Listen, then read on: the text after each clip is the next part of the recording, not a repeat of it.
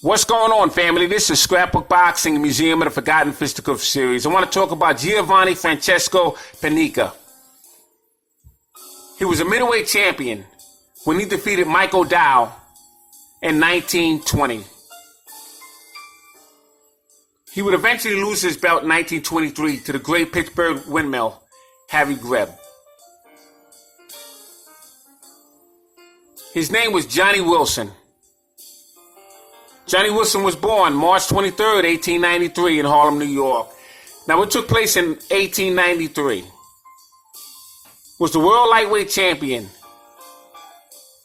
Jack McAuliffe, retired undefeated and vacated his championship belt June 9th, 1893. Now, he would become champion October 29th, 1886. And he would be one of 5 fighters to retire undefeated as champion. Johnny Wilson died December 8th, 1985. He was 92 years of age at the time of his death, and he would reside in Boston, Massachusetts. That would be the home of the great featherweight champion, Sandy Sadler. Johnny Wilson stood 5 foot 9 inches, and he had a 72-inch reach. He had total bouts of 72 fights. 48 wins, 29 KOs, 21 losses, and he was stopped 3 times. He had 2 draws. He fought from 1911 to 1926. 1926 would be the year that the Manasseh Mauler would lose his heavyweight championship belt to the Fighting Marine, Gene Tunney. Johnny Wilson was a southpaw. In fact, he was the first middleweight championship southpaw in boxing history. You see, the nonpareil Jack Dempsey was a southpaw, but he was turned around.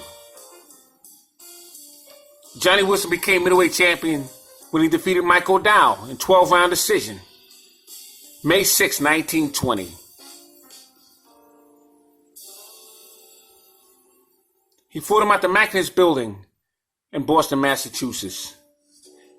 Now, Mike O'Dowd was defeated March 17th, 1921, 15 rounds in Madison Square Garden. And Johnny Wilson would retain his lineal middleweight championship belt. He would face Leo Florian Hook, 12-round decision, April 15th, 1918, at the Douglas A.C. Chelsea, Massachusetts. That's the athletic club in Chelsea. Now, he would lose to Leo Florian Hook 12 rounds, March 11th, 1918, at the Douglas A.C. Chelsea, Massachusetts. So Leo Florian Hook would get redemption over Johnny Wilson. But this was before Johnny Wilson was champion. But on August 31st, 1923,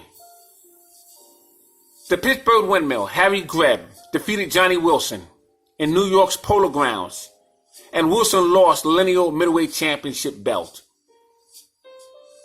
January 18, 1924, 15-round unanimous decision, New York's Madison Square Garden. Harry Greb defeats Johnny Wilson to retain the lineal middleweight championship belt.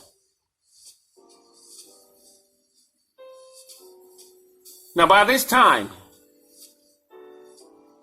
Harry Greb would hold the America's light heavyweight championship belt that he won when he defeated Gene Tunney. But he would also walk around carrying the belt in the middleweight division that he won from Johnny Wilson. Tommy Loughran, I have one of the greatest light heavyweight champions of all times, defeated Johnny Wilson February 12, 1924. 10-round distance fight at the Mechanics Building in Boston, Massachusetts. December 9th, 1924, Johnny Wilson would face Tiger Flowers, the Georgia Deacon. Tiger Flowers was a phenomenal fighter. He tried to earn a light heavyweight championship belt in a colored division and Kid Norfolk came up short. But he would eventually defeat the Pittsburgh windmill, Harry Greb, in 1926 to become the world middleweight champion. As a matter of fact, he was the first black world middleweight champion. Tiger Flowers was a phenomenal fighter. Now, this fight was scheduled for 3 rounds. It was scheduled for 10 rounds. And Tiger Flowers would defeat Johnny Wilson in 3 rounds. April 17th, 1925. Harry Greb defeats Johnny Wilson in 10 rounds at the Mechanic Building in Boston, Massachusetts. And this would be the year that Harry Greb would lose his title. He would lose the American Light Heavyweight Championship belt back to Gene Tunney. And it's amazing because Gene Tunney and Harry Greb fought 5 times. Harry Greb would be the only fighter who would defeat Gene Tunney. He would win 1, and Gene Tunney would win 4. But there's many observers out there that would say that Harry Greb would win 3 of the 5 fights with Gene Tunney. Johnny Wilson lost 12 rounds to Maxie Rosenblum, phenomenal light heavyweight champion. Fought on August 27th, 1926. Coney Island, at the stadium in Brooklyn. Maxie Rosenblum once again defeated Johnny Wilson, 10 rounds, unanimous decision, October 4th, 1926, at the Motor Square Garden, Pittsburgh, Pennsylvania. But Johnny Wilson also faced fighters such as Powell Reed.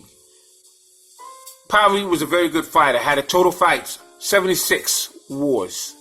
76 very good competitive fights.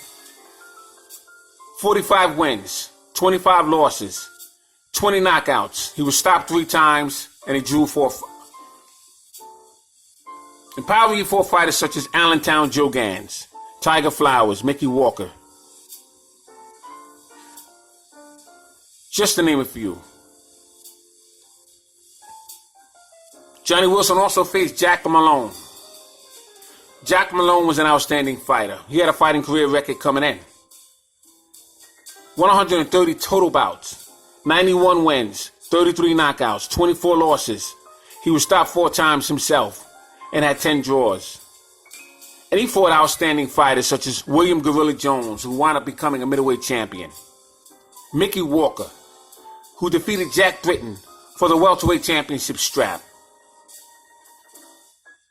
He would also defeat Tiger Flowers for the middleweight championship strap. Jack Malone would face Tiger Flowers, who would take the middleweight championship belt from Harry Greb in 1926.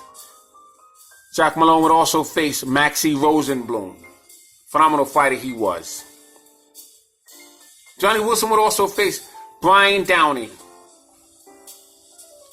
another outstanding fighter. And Brian Downey had total fights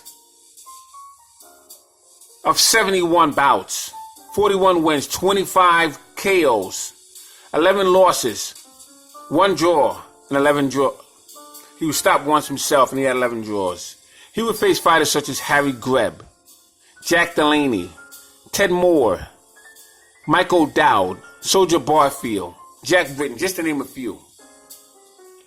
So Johnny Wilson has been in the game and fought some of the great fighters of his time. But the thing with Johnny Wilson, he couldn't win the big fights. Yes, he did win the title. He won the middleweight championship belt from Michael Dowd. But he couldn't defeat, in several efforts, Harry Greb. Couldn't defeat Tiger Flowers, Tommy Loughran, Maxie Rosenblum.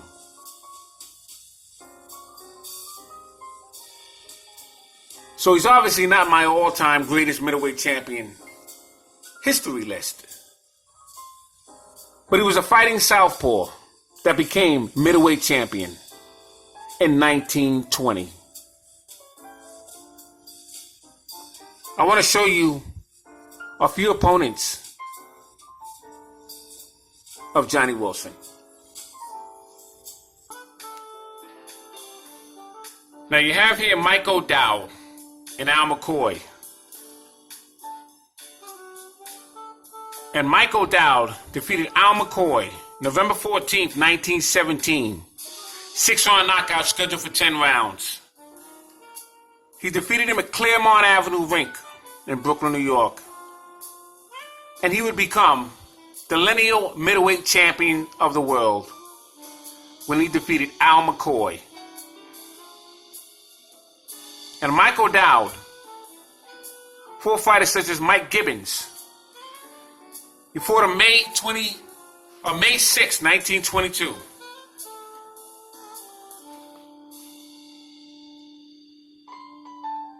He fought him at the Queensboro Stadium. Fought him again December 16, 1921.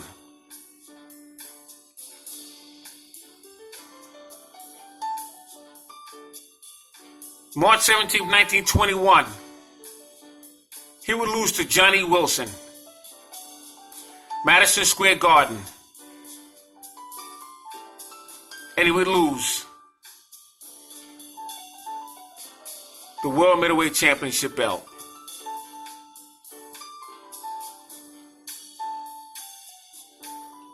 He'd face Jeff Smith, Kid Lewis,